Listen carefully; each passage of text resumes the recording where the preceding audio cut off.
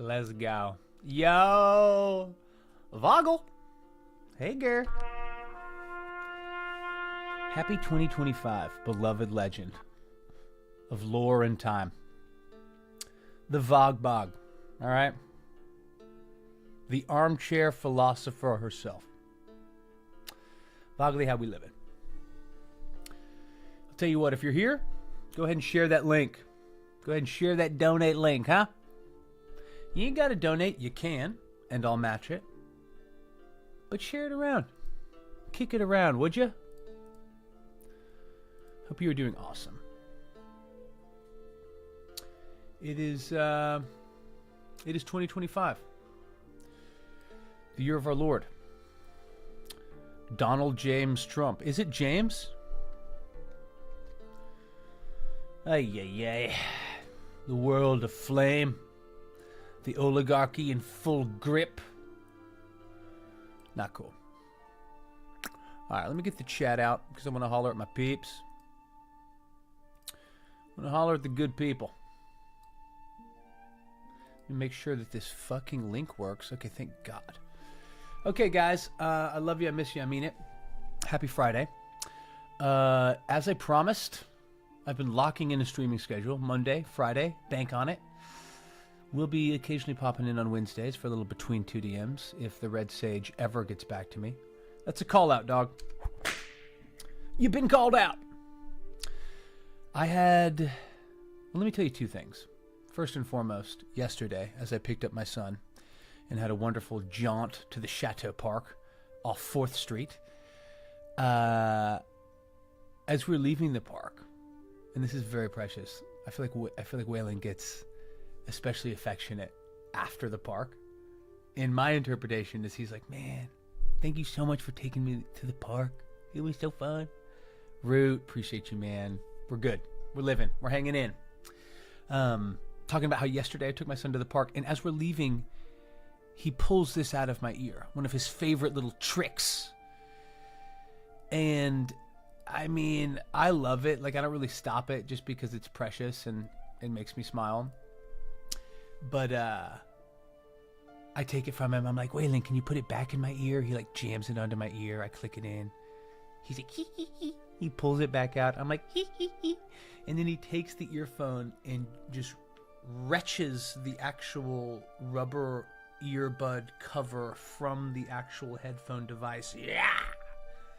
Just pulls them apart. And in that one movement, flings the rubber across the parking lot. Which I sort of track. I'm like, oh, that's gone. And I did briefly walk over and try to find it.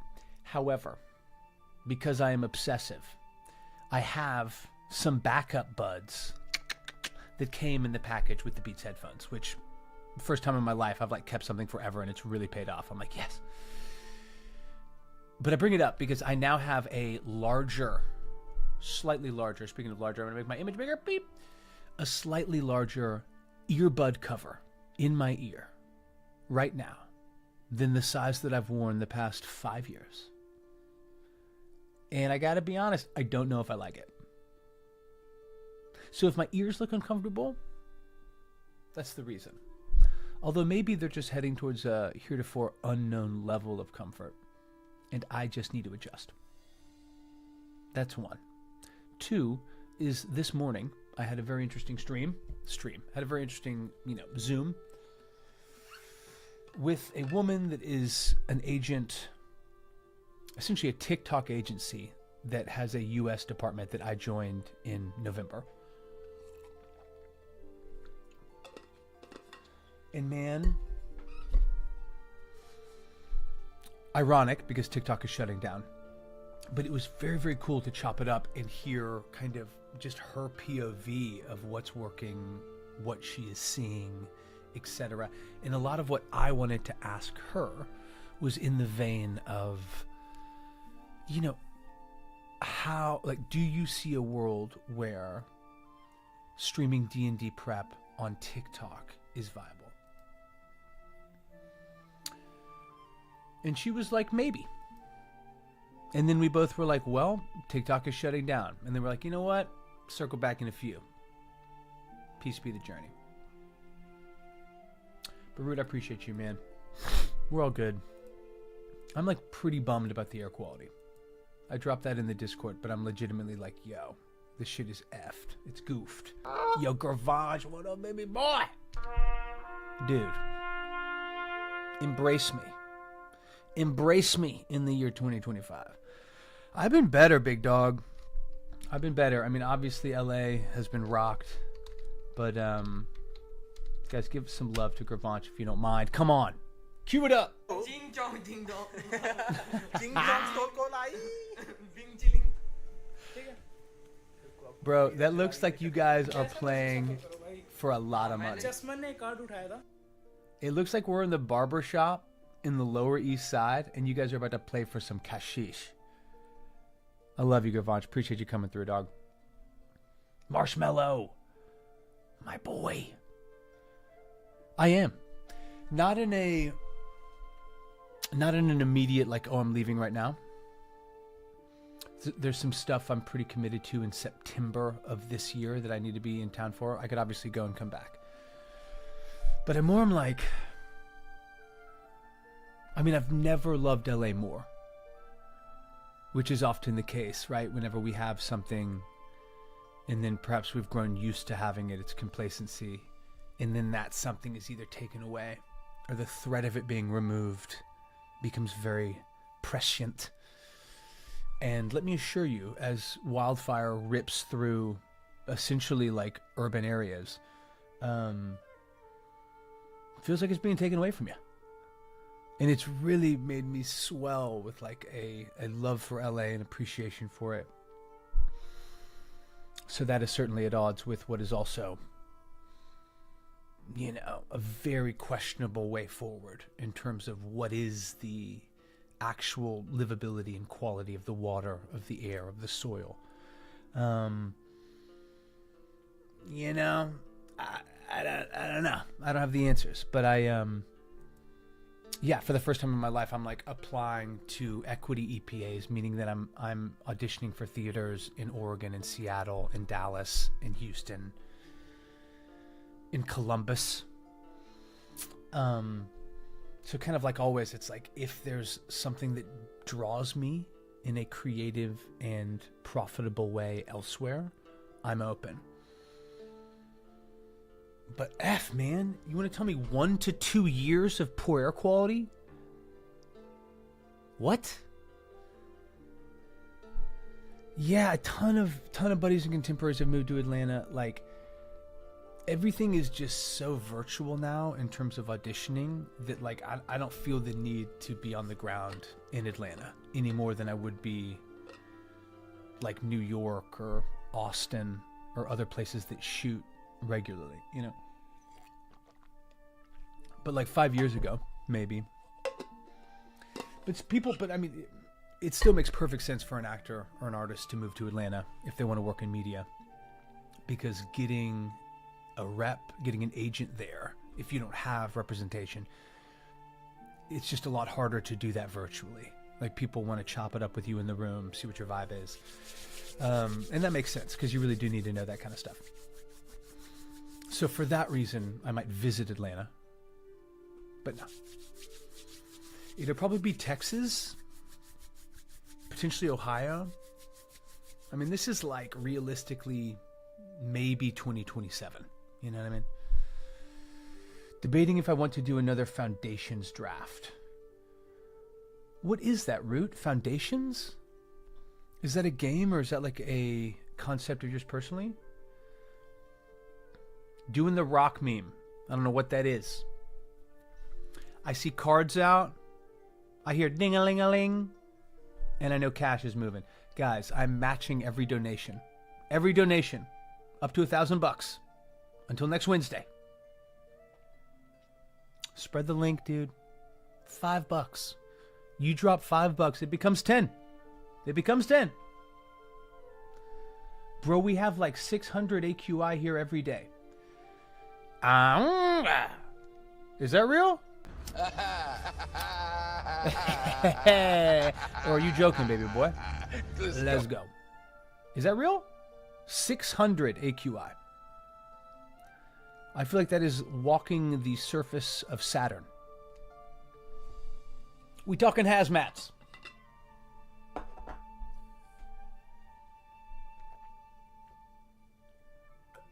We're going to do some prep today. I'm very, very, very, very, very excited to play some D&D. Gorvanch, truly I miss you. I'm glad you're here. Coconut Island, man. I've been finishing some more tracks. The shit is fire.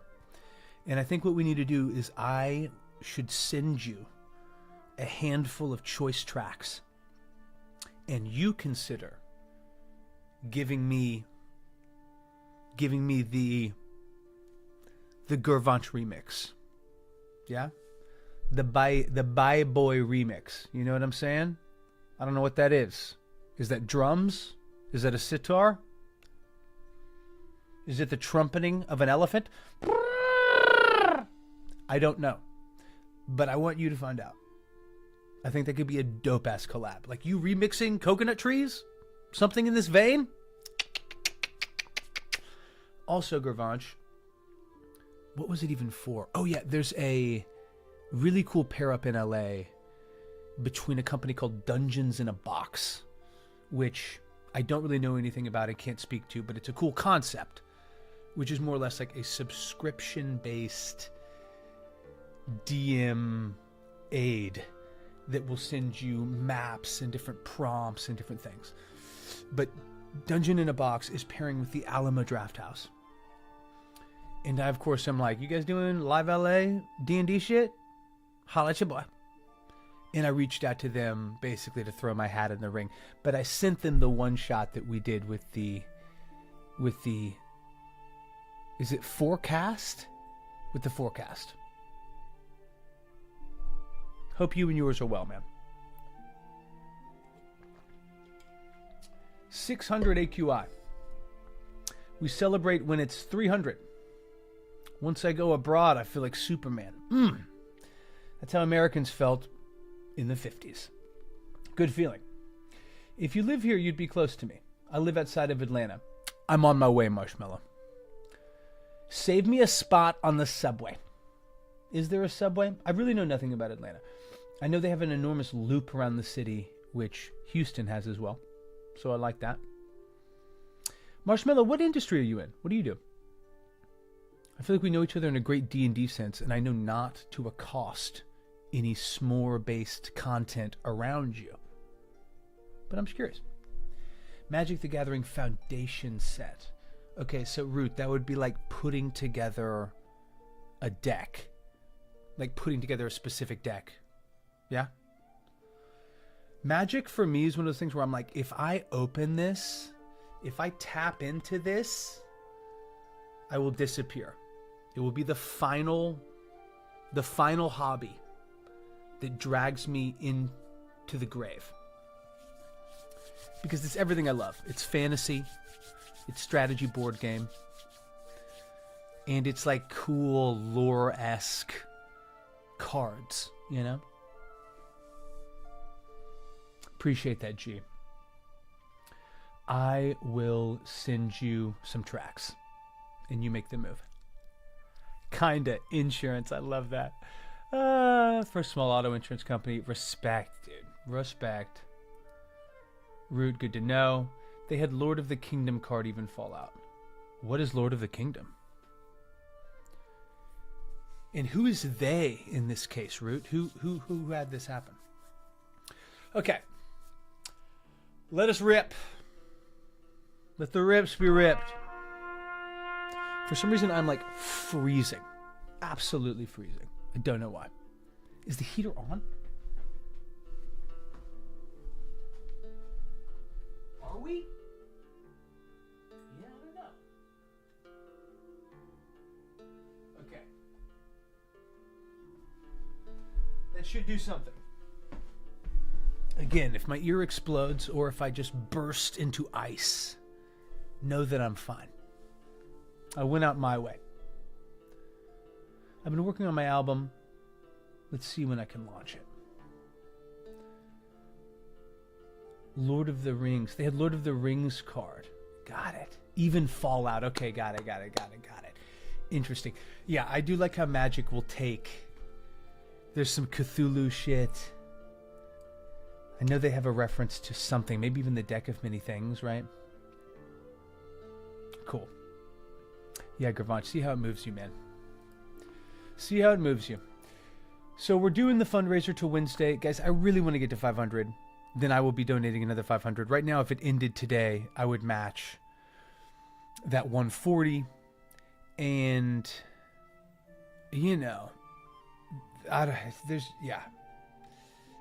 the devastation cannot really be captured in the news unless you're watching hours of interviews with Angelinos, who essentially are largely rocked. Very somber, very melancholic vibe. Melancholera. So yeah, please consider donating. Please consider dropping then this link within your circle. You know, if you got an aunt, an uncle, somebody in finance, maybe someone in your family had property that was, you know, fortuitously built on top of an oil well. I don't know. If you know anyone that owns any oil derricks, you know, send them the link is what I'm saying. So that's the update. The world is on fire. Please help. My world is aflame. So macro campaign prep. What is it? How can it help you today? I'm very, very pumped for campaign 2. We have done some prep on it. We'll probably recap some of the stuff later on. But it will be drawing heavily from the Dark Sun campaign setting, which, to my knowledge, first came about in 2nd edition D&D.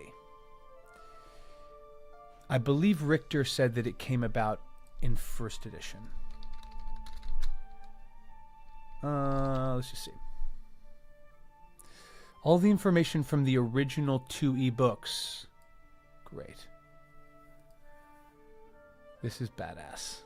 Oh, Dark Sun Grand Compendium? Okay, perhaps see you later. Let's read this. Dark Sun is not generic fantasy. They wanted something drastically different. The result was a setting that was very different than anything ever published for D&D. Just look real quick. Look at the author. You guys can see my man, yeah? Oh, no. Well, whatever. Travis Miller, looking nice.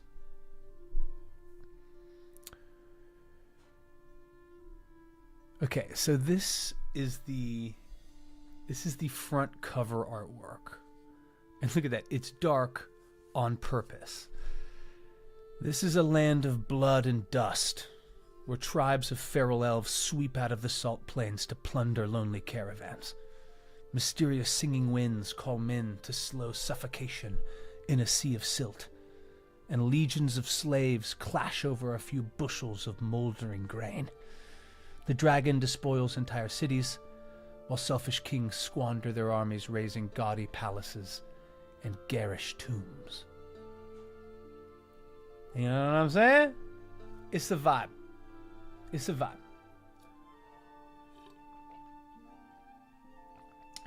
It's a deep, deep vibe.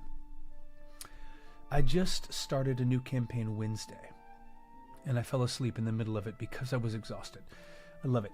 I assume we're playing, because for the DM to fall asleep, honestly, epic, if that's the case. Is it every DM's dream for there to be so much roleplay that you can just take a nap? That sounds dope. How was the session? Oh, it was incredible. I slept about 4 hours. It's all good. I taped it. They roleplayed amongst themselves for 3 hours and then robbed the city blind. And then I woke up to an empty Zoom. It was incredible. This is my home, Arthas. It is an arid and bleak place, a wasteland with a handful of austere cities clinging precariously to a few scattered oases. It is a brutal and savage land, beset by political strife and monstrous abominations where life is grim and short. Okay. Dark Sun is not for everyone. It contains mature themes. It's dark. It's gritty. Characters die. A lot. The world of Athos faces severe scarcity, water, food, and iron. I like the scarcity of iron. That is going in. That I liked a lot. Okay, so this is the this is how it is. This is more like big steps. These are the characters. I love it.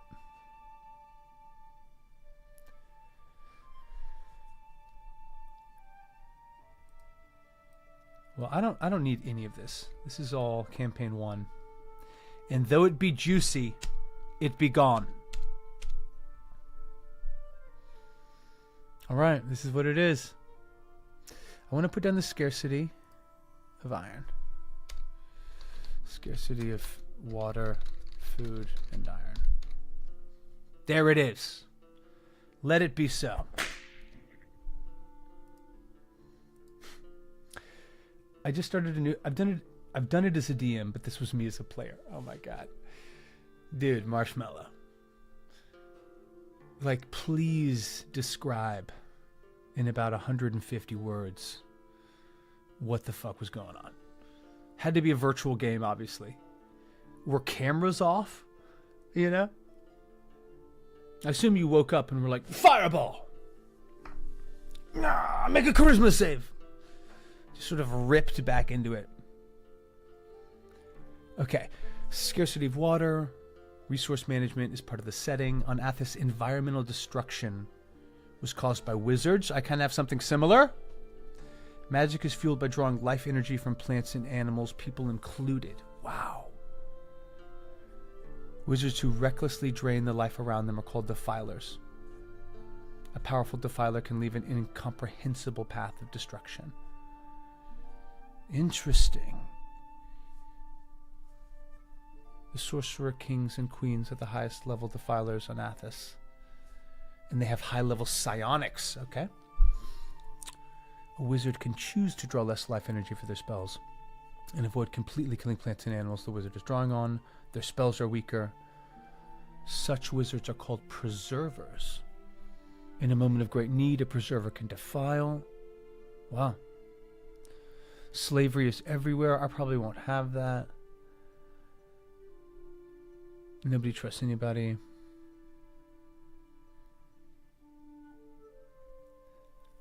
Right.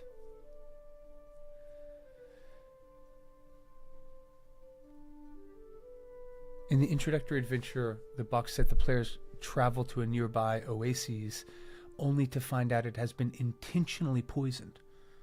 Most of these sentient species the players' characters encounter, attack, lie, or attempt to take advantage of them. Wow. Okay, so that's pretty intense. I don't know if that will be my opening adventure. If the party succeeds in the objective, they rescue a Thry-Kreen druid, who then kills and eats an elf NPC. The elf had it coming.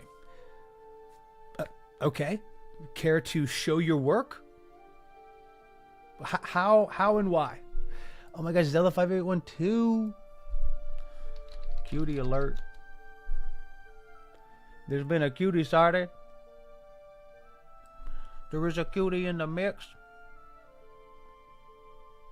Dilemma is the bleeding heart of excellence in RPGs. I think that's good.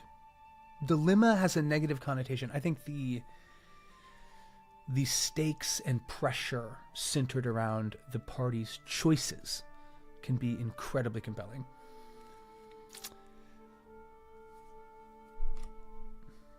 The Elves of Athos. Okay, got it.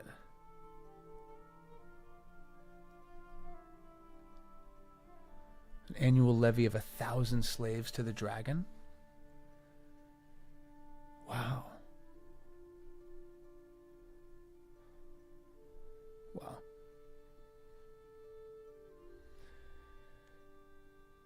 Okay, this is very crazy. I guess I should probably just read the actual Dark Sun, right? This is the original project that takes the lore from the various Dark Sun books and correlates all the information together into various topics. Don't know how I feel about this. Somewhat interested in the magic and powers. Let's check this out. Okay, so this was them doing this recently in 2023, right?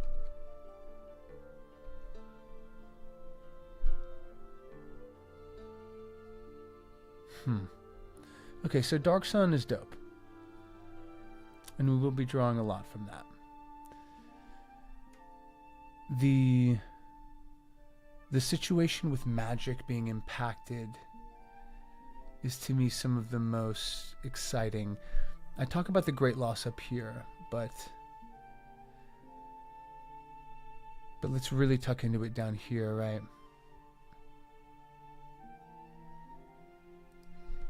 I think this is very cool and interesting to me. I had this thought like randomly on a walk.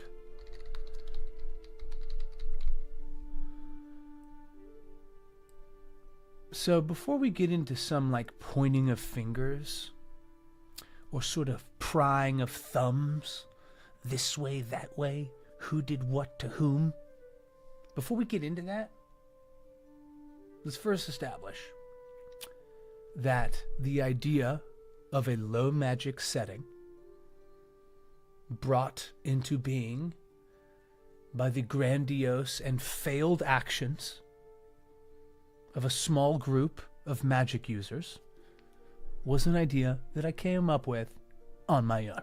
Okay? So everybody back up. The Great Loss, it's a cool name, and yet at the same time, I read Dark Sun, and they have something similar. This is a beautiful coincidence, my friends. One that need not be pressed into too deeply. All right? Great minds and all that. Ooh, they announced the price of the Switch 2. It's $350. Huh. I didn't even know there was a Switch 2 coming out. Root, do they play the same cartridges? Like, what is the difference, you know? I was surprised to learn that a new Smash is coming out. After the last one was very loudly proclaimed the final Smash ever. But I'm excited. Maybe we'll get Waluigi? Who can say? Wah!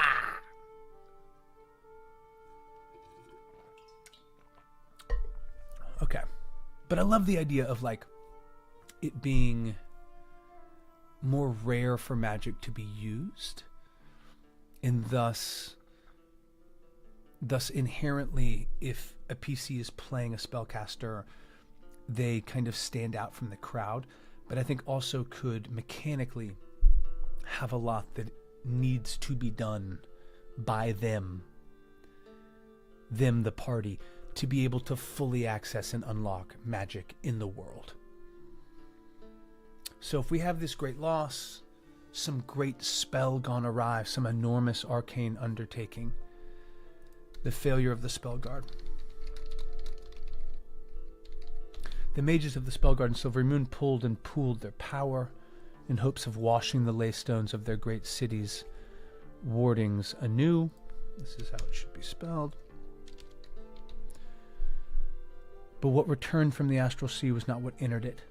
The ley stones pulled the power from these mythalwork stones, pulled even the power from the mages themselves.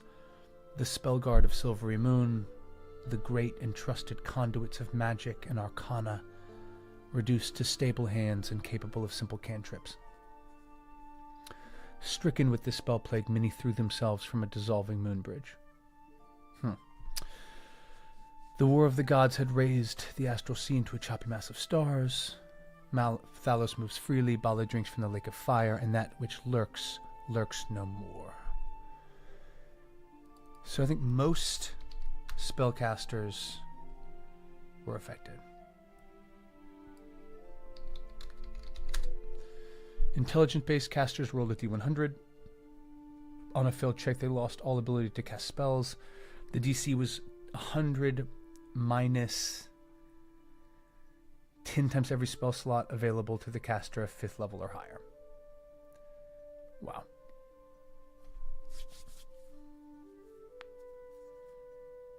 On a successful check, the caster had all magical abilities reduced in half. I think this has to be 3rd level or higher. 5th is really intense.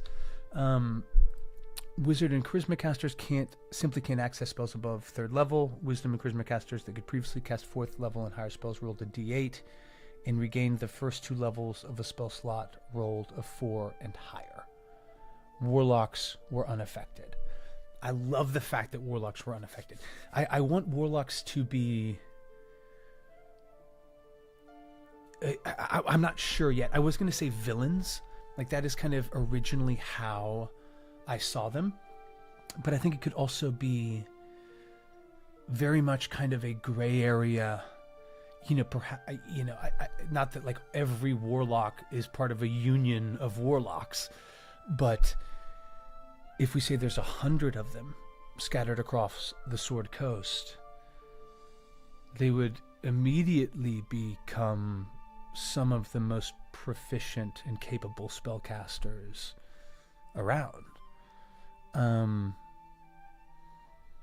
Likewise, within the lore of Campaign 1, which of course is setting the stage for where we are in Campaign 2, albeit, 100 years later or whatever, after this great loss of magic, after the spoiling of the land, which let's talk about right here, because this was something that I am now going to completely steal from Dark Sun. Don't tell your mama about it. No need to tell your mama.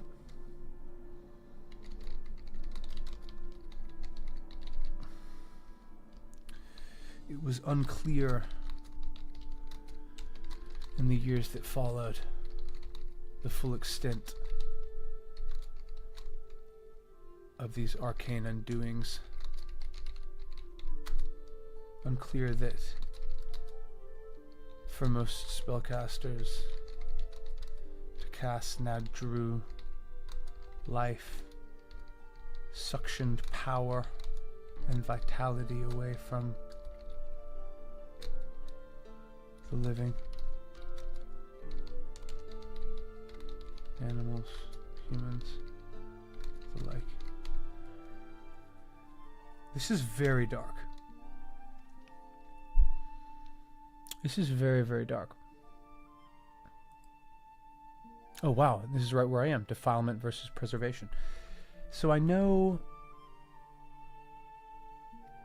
this isn't like as ideal for you guys to read it, but I will kind of give you the rundown of what's what. Basically, it's a Switch with the powerhouse of an early PS4. Damn. Wow. So Root is the idea that it can play additional games and will like up the ante of its processing on games that it can play now? I'm curious, so let me know. Defilement versus preservation. What's the difference between defilers and preservers?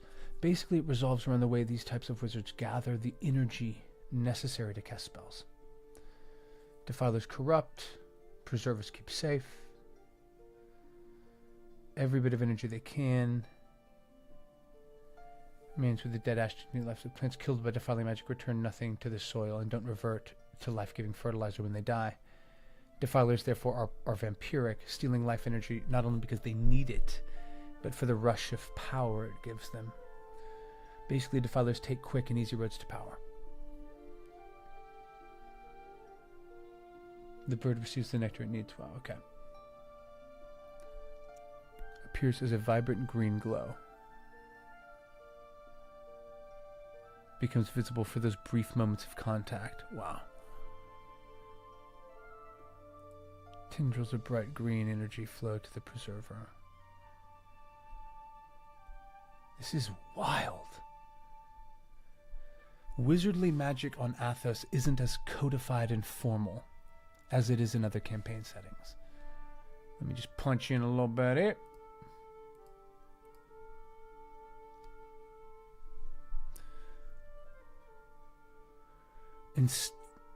There are no academies. Instead, a wizard in training must find a teacher.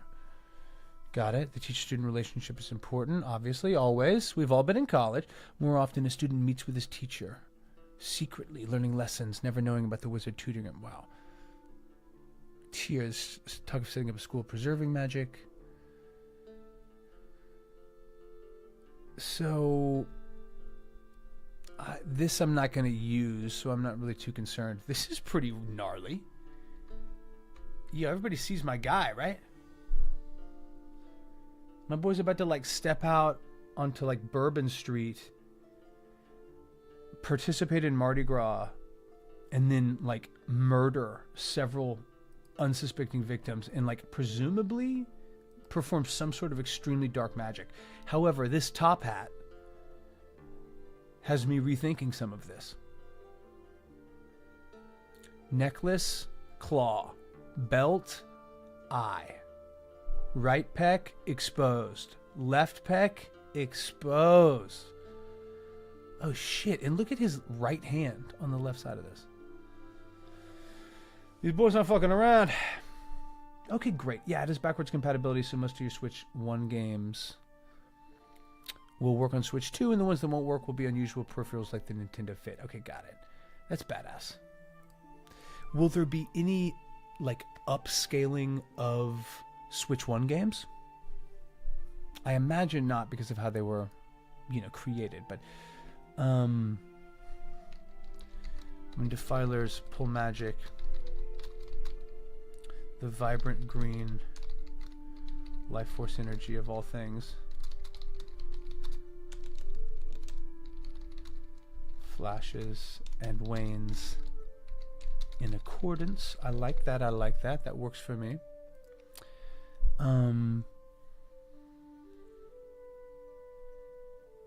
Yeah, so we'll talk about now. So Citadel, Adbar held, Everland, Mirabar, Raven Rock, all razed to dust. Silvery Moon, once Pride Jewel, has been brought to his knees. Basically surrounded by an occupational force of Drow. So I think the one... Interesting.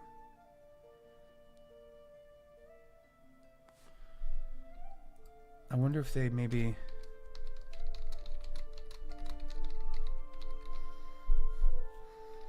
What I'm contemplating here is, you know, the campaign number 1 ended with several very evil and very old gods being loosed into the astral plane.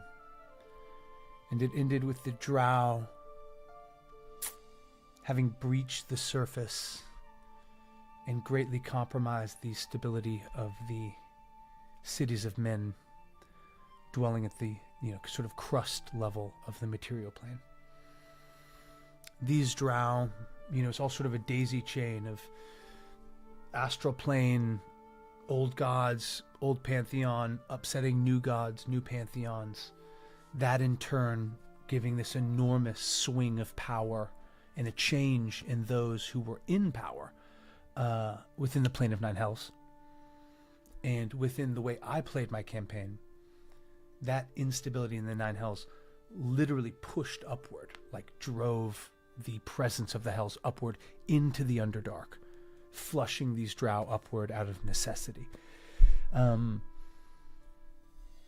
so what would 100 years of that look like? What would that look like with this great loss and the enormous kind of negative impact and reduction in spellcasting? And then, you know, what I'm sort of considering now is like, what do some of the old city-states look like? And what are some of these new city-states?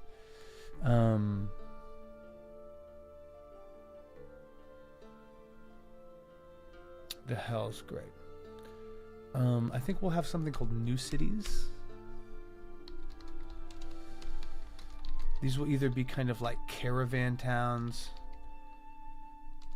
or like New Drow. Whoops. Drow outposts, settlements, free cities, caravan types, etc. Outposts, etc. Okay, so what is really appealing to me and I think captivating about Dark Sun is the kind of wasteland setting, you know?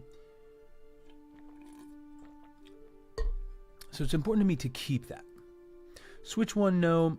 If it's capable of going 4K, what it'll do is smooth out the frames per second. Awesome. I love that. I got a much bigger TV, and I've never cared more about smoothness. All right? I'm like an egg. I'm like an egg down below. Let's talk about marble smoothness. Now, that's great to know. I was very disappointed that I couldn't play Marvel Rivals on the Xbox One. The fuck? I guess I could get it on Steam and rip here, but like, what the fuck?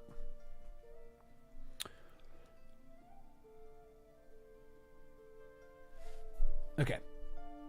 So the new cities will get to that, but what I'm like wanting to construct in my own mind is the causality and the flow now in the second campaign of how and why the world came to be so arid. Like, you know, that type of topographical change in 100 years is enormous. So what would that look like? You know what I mean?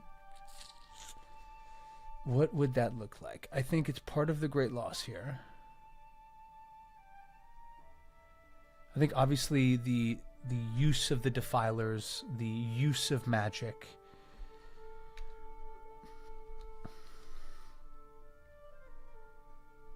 natural environment, natural order. The great loss had an instantaneous effect,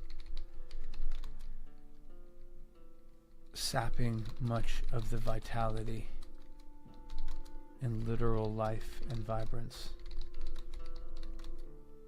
from flora and fauna. Poets describe this as the blinking gray, or the lens, or the gray spectacles. In a moment, it was as if the natural world had been crippled, its vitality ripped out. Red Dead 2 Silly be one of the launch titles for the Switch 2. Let's go. Oh man, I love it. Yo, Root, you know I found myself. You know Johnny gotta find himself. Yes, my boy. St. Denis, on the docks. I don't have a beard. Sort of innocuous white guy. Medium length hair. You'll know it's me because of the real kind of clear Central Texas vibe. I need to do more. I am going to do a proper stream because I kind of lost my shit a little bit, late honk. And I roped myself and wanted to like, I guess essentially had hogtied myself, but I wanted to throw me onto the back of the horse. But because as soon as I started lassoing him, like everyone else on the dock is freaking out. They're like, Charlie, no! They're like running to his aid, you know what I mean? But it basically, I rode off with him dragging behind my horse and very swiftly killed him without my intention. But the audio is coming out of the left ear. Really? Interesting. I appreciate you hollering. You know why that is? I mean, of course, it's an OBS thing. Thank you so much, Game Master Loon. I appreciate that. And welcome. Bugles up. I recently had to basically port over to a new PC. And a lot of my presets. Great, here we go. Thank you so much for that. That should do it. And we've done it. Thank you. Let's give Game Master Luna a shout out. Thank you, thank you. But it's like, I knew there would be something. I also forgot to add the new follower alert. Had to go back and add that in. You know what I mean? Anyway, it's brutal. Okay, I guess you don't stream. But regardless, kindness is its own reward. I appreciate that, Luna. Let's go just in time. Appreciate the follow. Now I'm extremely glad that I went back and updated that link. Let's go. DMs and GMs looking out for each other. Appreciate that. This is a new account. Okay, cool. Where do you stream? Drop it in. I'll shout it out. We're working on, well, one, we're raising money for LA wildfire victims in the LA Fire Department. I'm matching up to $1,000. We're trying to raise $500. The link is in the chat. If you can, please share the link. You drop $5, it becomes 10. 100 becomes 200. These are beautiful times, despite the flame and ash. But we're working on campaign 2, which I'm starting in about a month. We're going to start the 3rd week of February. And it's basically based off of a very long homebrew campaign that took place in the Sword Coast and ended last fall. I'm borrowing a lot from Dark Sun. And honestly, like, I'm pumped. Because Dark Sun has been on my radar for a long time. I've never really fully dived in. But right now, we're kind of taking it through about 125 years from the end of campaign 1 to the beginning of campaign 2. I like that. Gonna stream when I actually do sessions, which will be when I get my inheritance. God bless. What a line. What a line. That is so good. You could have given me 500 guesses. If you'd written gonna stream when I actually do sessions, which will be when I get my fill in the blank, I don't think I would have gotten it in 500. Let's go. Well, inheritance usually means a death or loss. So truly sending you some love. Regardless, I want to be there whenever this happens. I assume you have a lot of things going on right now. Because I'm tired of manually entering my compendiums with physical books. Got you. Yeah. No, it makes sense. The beauty of of like a PDF as well, at least for me, same thing with a Google Doc, is being able to Control F and find whatever the F I'm looking for. Whatever the Control F I'm looking for in that moment. Because, you know, we write down the juicy bits and then it comes up to it. And then I have to remember the exact same thing I wrote, or I have a brain aneurysm. Okay. So the world of the Sword Coast, especially the north, mountainous, lush vegetation, coniferous trees. Think the Pacific Northwest, right? Now moving into a kind of low plains, high desert environment. I don't have a lot of experience with being in literal desert, but I've seen some movies. But I do have quite a bit of experience being in mountainous terrain, and especially in summer, like that already can become so dry, so stripped of natural vegetation, that I think there's a lot of kind of comparable room there. But I want to kind of look at a map as well and then pull it out and see, you know, our whole area is now desert that were forest. Like, how do we want to play that? Been a DM for over 10 years. Let's go. Bugles. Recently branched out from DnD. I love that. What are you playing? Like Pathfinder? I've been playing some Cthulhu and I've been loving it. Absolutely loving it. Have a live stream up that we did a little while ago that was very, very fun. I mean, I think it makes you a better GM. you know, because you get a little bit more perspective, maybe a couple more tools in the toolbox. The idea of rolling for luck and of rolling for sanity, like in Cthulhu, I think apply to pretty much every board game, tabletop that you could imagine. I also really want to play Orbital Blues. I cannot wait. In fact, I need to just do that. Starfinder. Wow. Okay, Numenera I've never heard of, but Starfinder, Star Trek Adventures, that's awesome. That's very cool, Luna. You know, Spelljammer has been calling my name for a long time. And because this campaign, like the last, will, you know, be 70-80% homebrew. And then 20-30% like stealing from Dark Sun, you know, or wherever. Or from the brilliant minds in the chat, as is my custom. But because of that, like, I really wanted to intentionally mold this campaign into some places that I, the DM, want to play. So I think there is the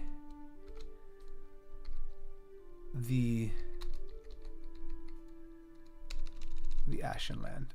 The Ashen Land is like more or less, and we'll pull up maybe a Sword Coast map. But I think an enormous swath of former desert, a former high forest, now cragged and broken.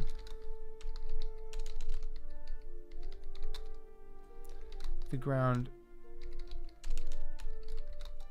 is like tumbling bits of ash. Trees. So dry. They have disintegrated. I always misspell disintegrate, but I think I got it. Ah, fuck. Dust clouds. Storms that come out of clear sky, out of the sun itself. Heat vortexes of billowing, nebulous dirt and loss. I love that. It's dirt and it's lost. Numenera is basically Guardians of the Galaxy meets Cyberpunk. Okay, I love that. Very cool. Yeah, Cyberpunk is dope. Guardians of the Galaxy, I feel like, is a good like combat reference point. Yeah, I don't know if that's what you mean, but that's what I'm imagining. You know what I mean? So the Ashen Land is there. I think we also,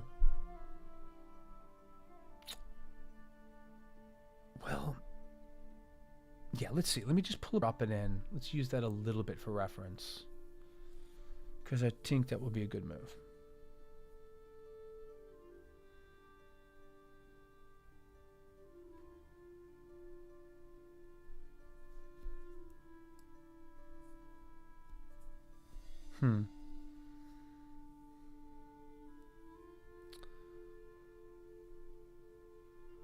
So let me just see real quick.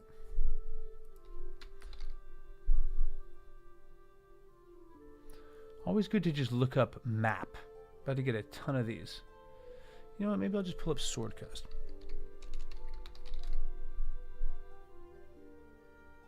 Cool, let's go. Let's go. Very cool. Okay, cool. So this is kind of like where we are. So a lot of it took place with Silvery Moon, Sundabar. They came all the way from, you know, Neverwinter and Marcine, which is right here in the Sword Mountains. A lot of the action. This campaign, just for reference, really, you know, for anyone, but just I'm chatting with Luna. Damn it, they just came through. But it began as Dragon of Icespire Peak, the beginner's guide, and I loved that. Like, half the campaign had never played D&D before. You know, going after a dragon is so singular and, you know, both epic and timeless. It's like really easy to get into that, so I very much recommend it. But it then spawned into an enormous amount of homebrew, and so with this, you know, I do want to borrow from Dark Star. Like, I do want there to be these enormous wastelands, and I think maybe the whole High Forest is just gone. And I literally wrote High Forest. I already knew this was the case. That's so great. This is like literally what it is. Is it Starmount? Yeah.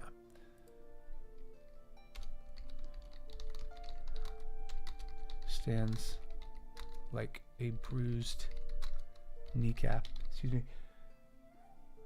Woo! Its summit. A rarely visible, a dark swirl of purple so deep it looks black. And I think I like the idea, and this is where I was going. This is very, very long-winded, but you know, I'm going to steal from Dark Sun, but I'm also going to use a lot of, I mean, I've never read Spelljammer, so I don't, or I mean, I haven't, like, you know, I've read some of the rules for the ships, but I've never read the campaign setting, and therefore don't really know if I will ultimately use that. I do want to read it, but I know that I want some of the action and some of the, like, BBEGs or notable NPCs to be from the astral plane, to be like, you know, extra planar in that sense, because it tracks with a lot of the action of these battles within the divinity from campaign 1, but also because I just think it's a cool environment. Like, you know, we've spent a ton of time on the material plane. Is the Starmount now like a physical, now a treacherous mountain, but one that's peak is a literal physical gateway to the astral plane? I think that's cool. Maybe, and anytime I'm not sure, I like to put TBD and like really highlight it, because I want to make sure I come back and get it. Usually put it in red, so I'm like, problem. Maybe Darkstep arrives here. So you talk about Guardians of the Galaxy. I have an NPC that is listed as a BBEG. I don't, you know, like any good villain, hopefully they have a bit of gray. I love the idea of Darkstep, a turtle from deep space, who has assembled an automaton army, seeking 1 million gold worth of diamonds, looking for the devilish fiend Telkun, an enormous hamster companion, very spacesuit, jumpsuit vibes, aware of the War of the Gods, aware also likewise despises their architect. Yes. Okay, cool. Crewed by a giant hamster, a frog, and a fox. Yeah, so it's crewed by the like the NPCs from Star Fox. Hopefully I don't get sued. Yes, Helig, I love it. His ship is a tangle of vines and rough-hewn stone. So like that is the kind of world that I hopefully can pull in, like a combination of many aspects. Okay, cool. A Fae that was cool.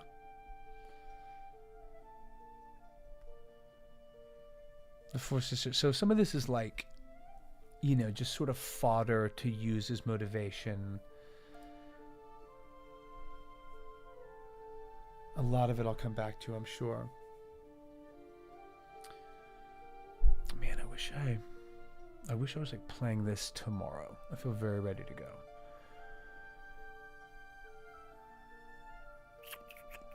So the how and the why of them going to space, Darkstep will put them there. They'll have to go back to deal with the War of the Gods.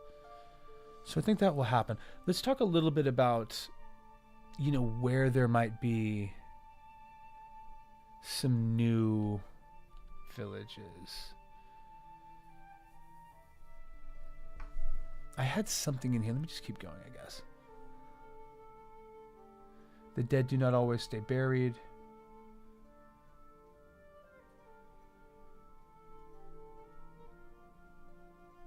Okay, let me see.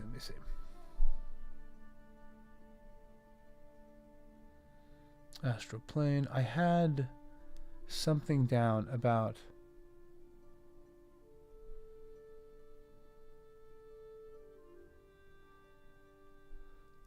like there's a good stretch of land that has now been turned into something else. And third row in a year, Shantea.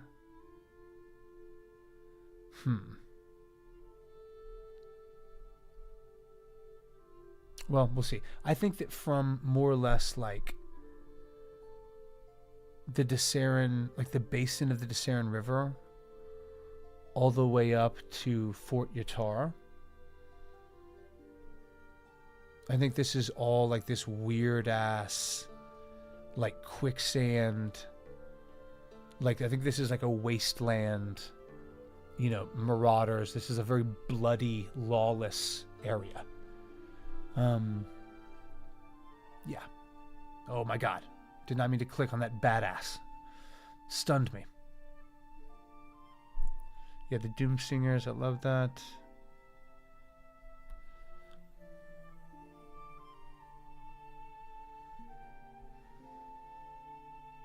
I'm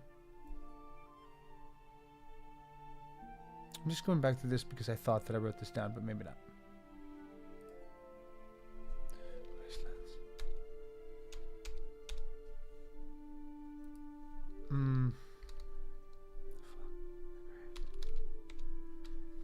Maybe we call these the graves.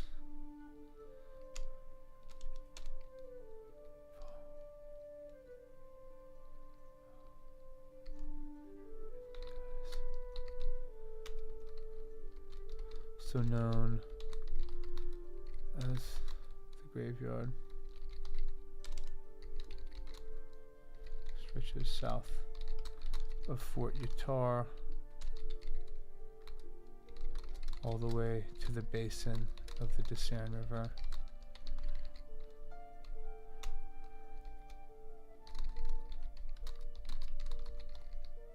Well, you know what?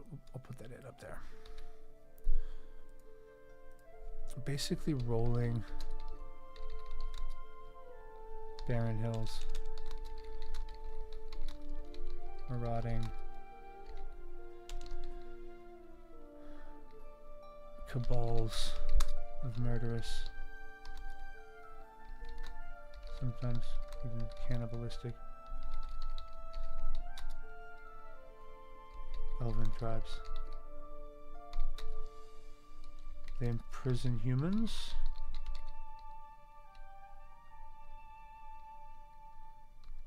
Many humanoids.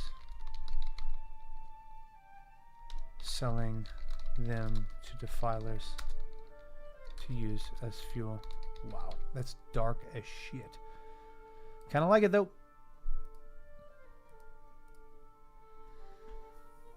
Okay, so now let's put down some of these cities. Where did I have that? Cool.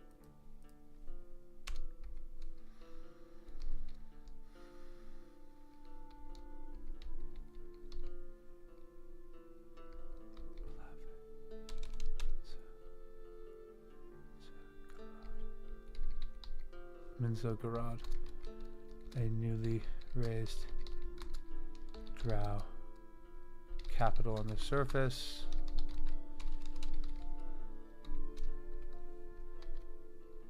The Dissaran River Valley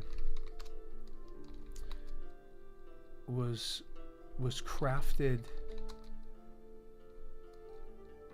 after the, what am I calling this treaty? Let's see. The Dark Truce, cool.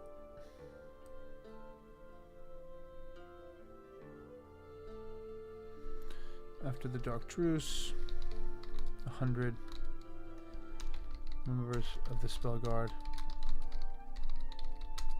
went and and molded each city, and molded this vast capital. It became clear that magic now drew from the living as the area slowly drained. Then to the people working it, I love it. Okay, that's cool to me. I really find it chilling, the idea that someone could use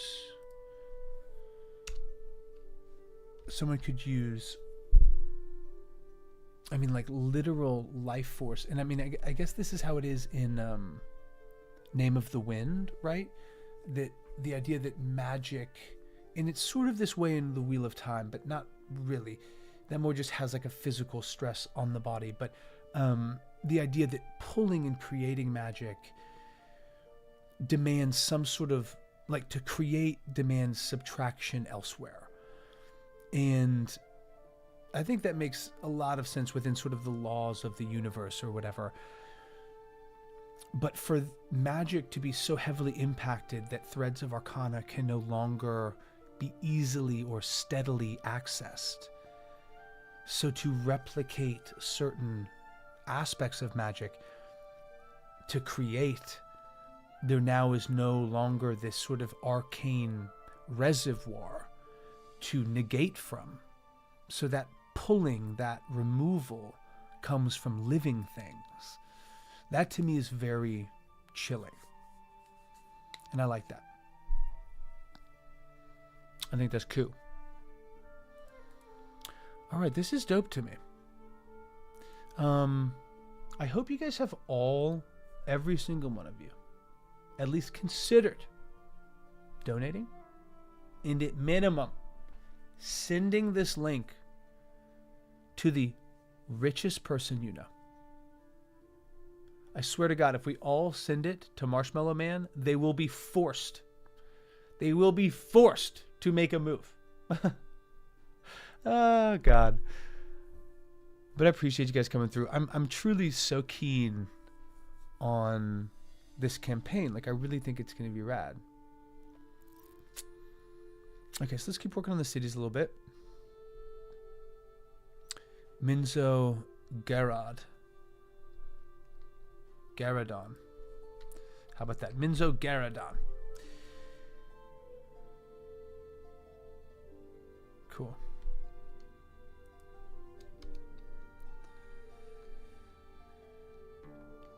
Is the seat. Rests atop an old dwarven city.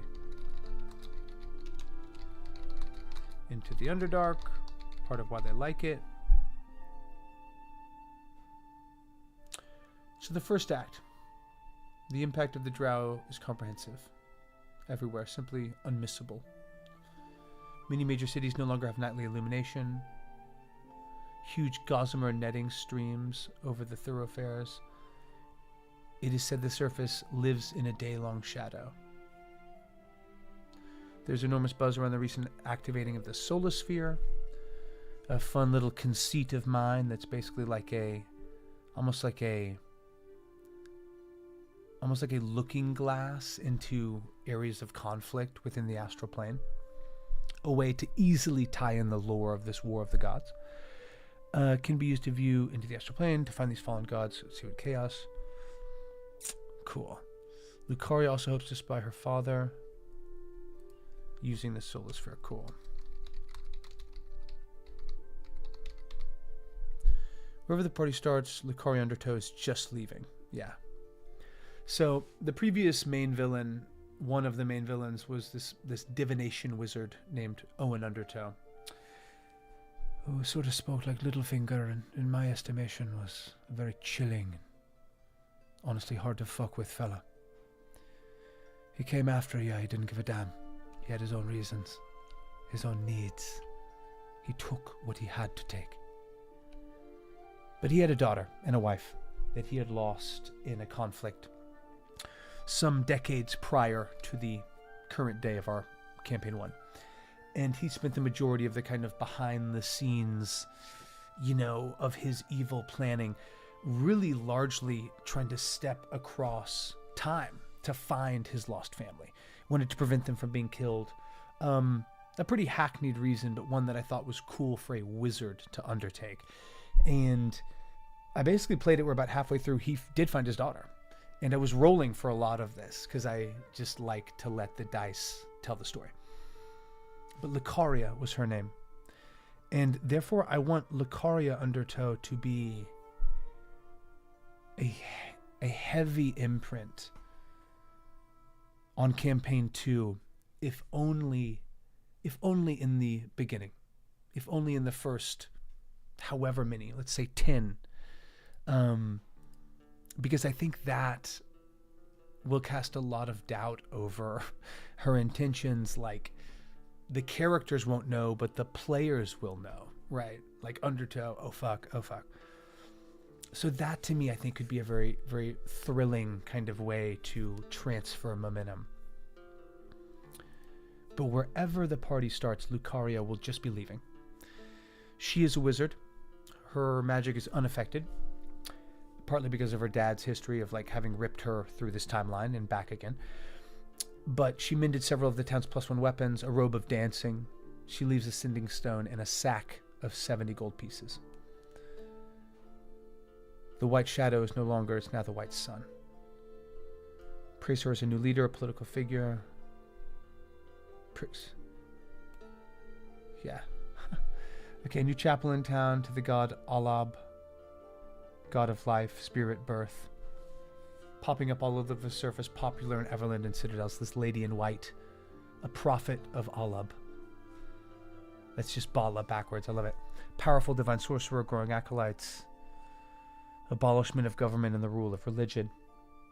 Secretly seeks godhood, but will go public like an IPO. Love it. This is great. Joris was one of my favorite NPCs and part of the spell guard of Silvery Moon. And I want to, again, the characters won't know, but the players will. Joris was the number one, was the leader of the spell guard. And forgive me while I bop the shit out of Inspirational Scabbard. You've been banned. You've been banned, and you've been blocked. All right?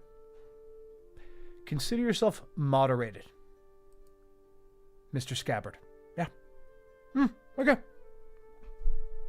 But I want to showcase I think this will be a very effective way to show how much the world has changed if the most powerful member of the most powerful spellcasting guild in the most powerful city in the north is now more or less begging for change in whatever small outskirt town they start out in. That to me is rad.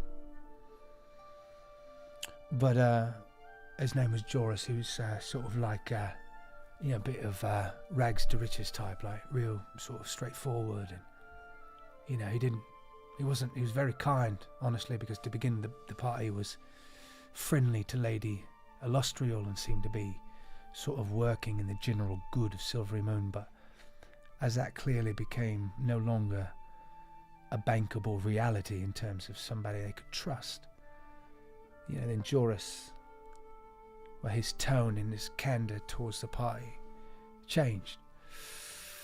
I also had a Joris in my campaign. Let's go.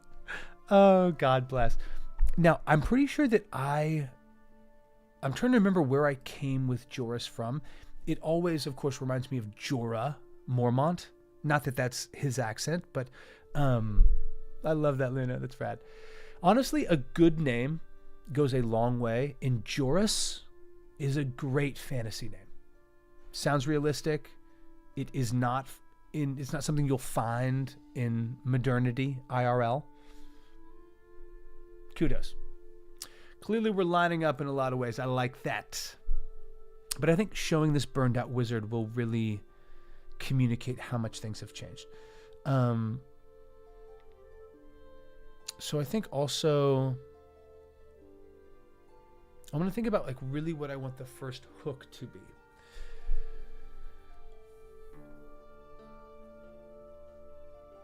Their clothes torn, knees and wrists caught in blood. They look wild, beside themselves with panic.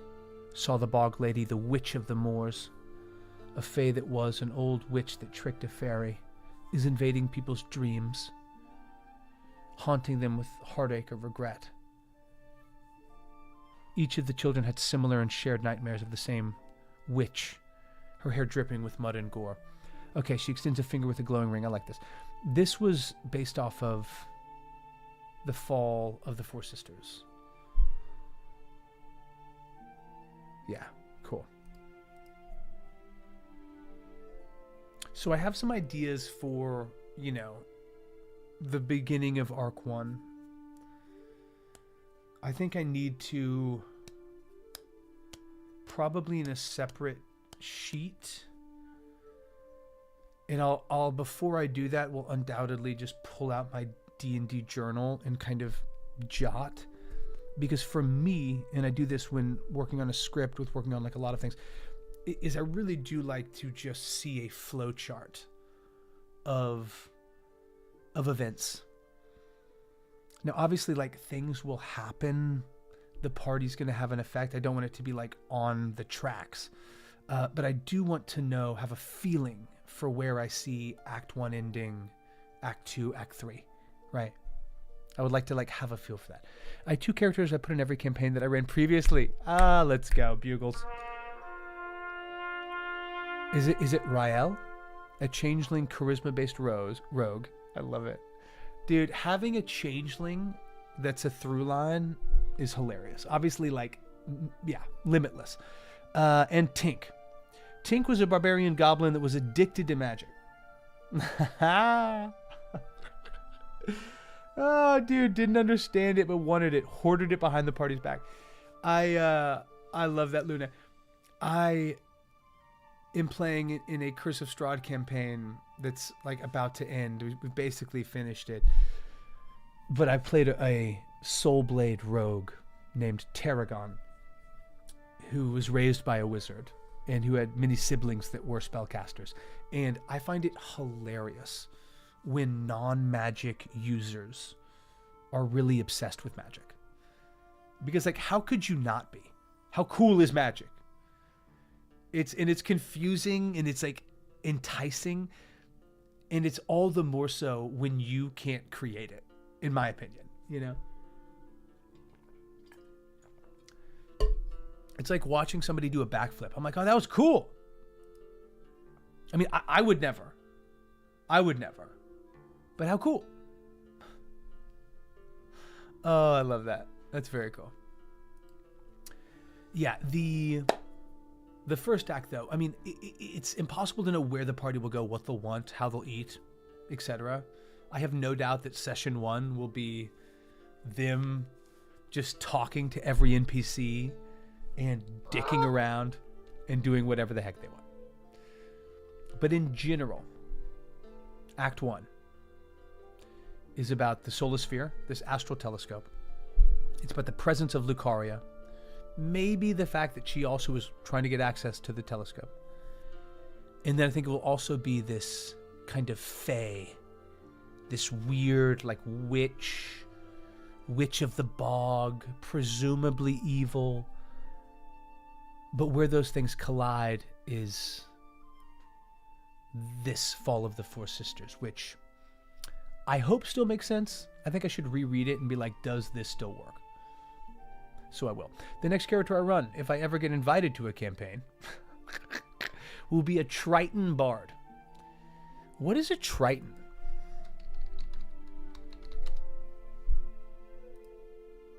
Ooh, okay, cool. A Triton Bard? I love that. Well, I will be doing another Streamiversary live play. And I like to play with followers and colleagues. So, you play your cards right, Luna? Could happen. Thank you, Rude. I appreciate that. Yeah, mermaid's a good way to put it. Merman, Root. It's a merman. Okay, so Lucario's backstory, we know she's taking the mages of the White Shadow and now turning them into the mages of the White Sun. Her intentions are unknown, but her outward-facing actions are extremely altruistic and gregarious. People love her. She leaves a wake of good favor, of hope, of connection, of a sense of being cared for. Dare I say, of communion. And I think given the fact that her dad was the BBEG of Campaign 1, this will be very, very troubling for the party. That's 1.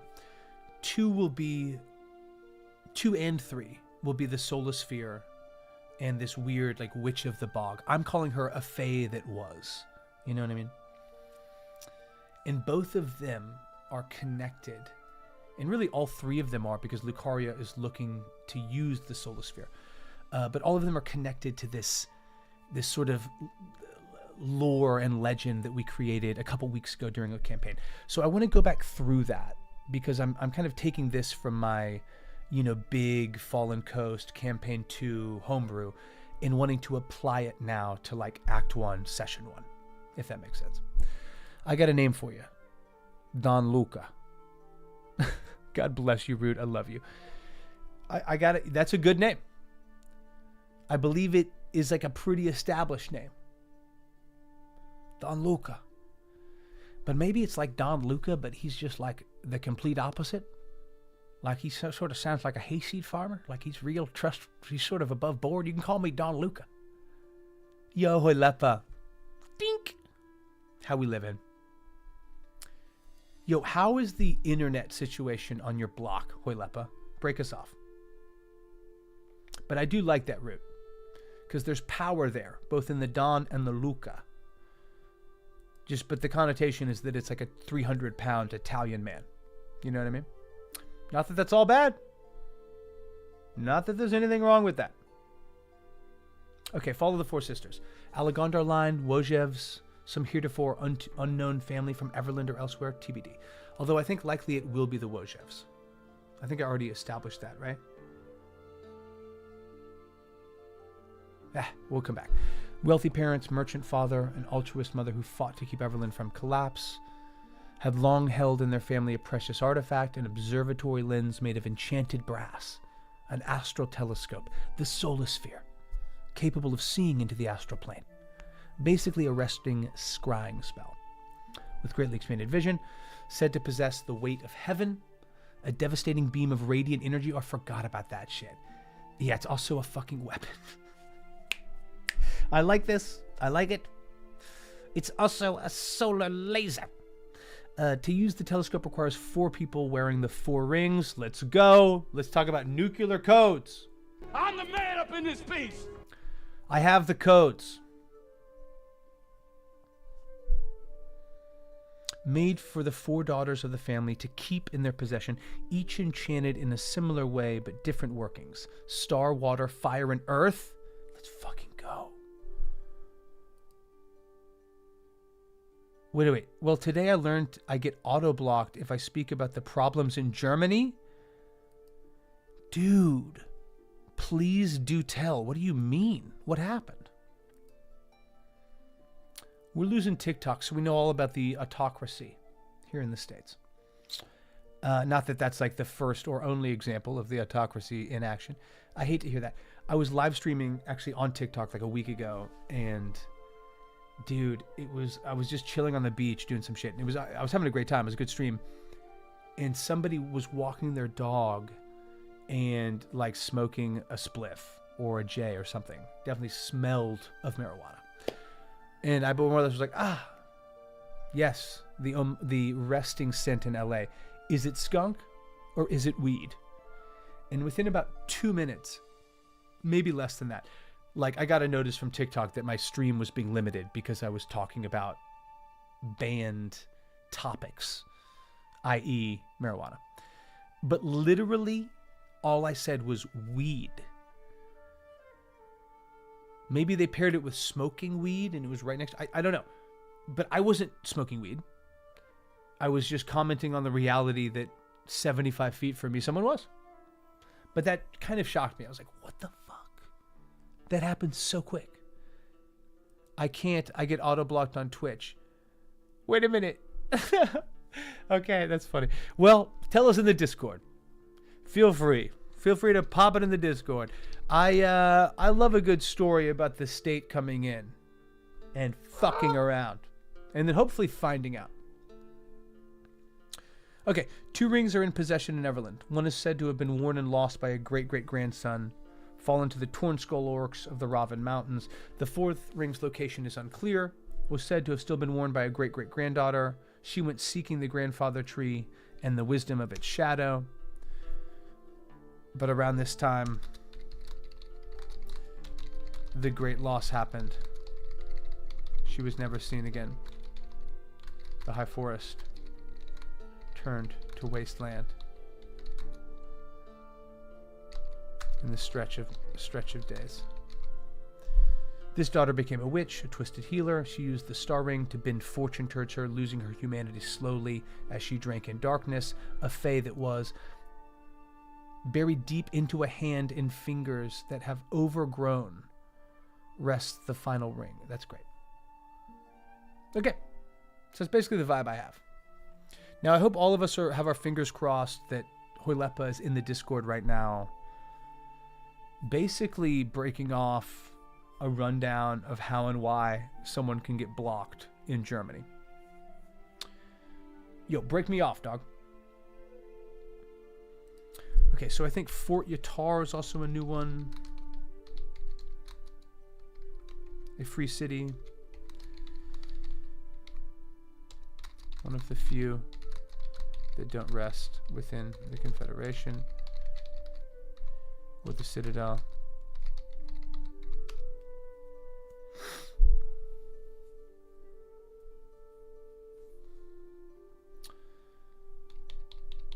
I think it is a enormous monopoly on iron and iron ingots. A large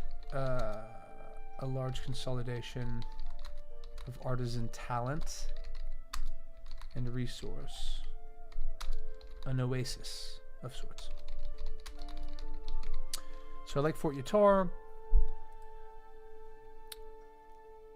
I think I have this written in, so let's just double check. But basically the Dark Truce. Silver Moon wants Prime Jewels. Boop.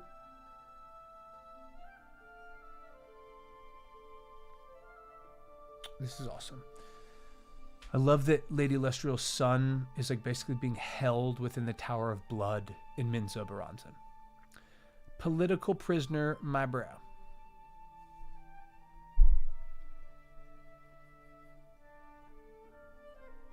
No, where did I have this? The Great Loss, great. Silvermoon yielded about 40 years past, signing the Dark Truce. Give me tithe, allotting swaths of land, a stronghold per 200 miles. Great. Great, so Marcine, I think, is doing well. This is very fun. I like this. Okay. Dope. Guys, I love you. We're going to end it there. I need to be somewhere around 1:15. But let me assure you, this has been a treat. Session 1 is coming up in February. Can't wait. It's going to be a rowdy time. I'm not sure if this Monday... I'm streaming every Monday, Friday. All right? I'll be there Monday, Friday. Except when I'm not. And this upcoming Monday is a holiday. I might just be hanging out with my fam. I hope I am. But if that's the case, then I will stream either Tuesday, Wednesday, and I'll still be here on Friday. We got some stuff I'm excited to cook up. I think I'll be doing a little bit more just random kind of like experimental streams. I want to do some more mobile streams, stuff that maybe isn't D&D. I'm going to go down to Echo Park Lake and just see if people want to do a one-roll quest and then film them. And I hope that they do. But I really do appreciate you guys coming through, hanging out. If you can, please think about donating. We're going to be doing this all the way up till next Wednesday. I'm going to be matching every donation up until $1,000. So please, if you have the ability to kick us a little bit of support in LA, we could use it. People are rocked. The grief level and the sense of mourning is truly like on a 9/11 scale. For me personally, that's all I can really compare it to. I mean, 1,000 thoughts about 9/11 on the side, but I more mean how the world stepped back and everyone kind of in your circle, at least if you were in America in that time, was kind of stunned. Like didn't really even know what to say. It was kind of on the forefront of everyone's mind, but the back of everyone's lips, right? Like you almost didn't want to talk about it. And that's how it feels in LA right now. Like the ash, the smog, the carcinogens, the water, just the vibe is off, is very off. So if you can, please just consider sending us a little bit of love, but no pressure at all. Maybe spread the link around. You know what I mean? Who can say? Dude, how did this happen again? I do not know why my stream keeps reverting to tabletop. Every single time I change it to Dungeons and Dragons and it goes back to tabletop. Every time. Every time. I need to figure that out. It's driving me crazy. Guys, if you can, stick around and give someone some love. I don't know who we're going to raid. But I like to end my prep streams by raiding someone else that's doing some sort of D&D. Let's see what Z-Feet is doing. Yes, this is our guy. This is it. Z-Feet, shout the fuck out. This is my guy. They're doing some prep. He's in a very dark room. Hair slicked back. I like this guy. Now, I have never seen... I don't know what his vibe is. So maybe we don't. But let's give him a chance. I think you should. Guys, I appreciate y'all coming through and supporting me. Hoylepa, Root of All Beers, Game Master Luna, great to meet you. Vogel, come on. Marshmallow, my guy. Gervanch, yes. Truly, your support means everything. I appreciate it so much. Give some love to Z-Feet. And as always, take care of each other. And take care of yourselves. All right? For real. Be sweet. Be sweet to just like yourself. Because if we cannot be kind to ourselves, very little kindness can move past ourselves to other peeps. You know what I mean? Anyway, campaign 2 is going to be dope. Can't wait to prep it with y'all. See you soon.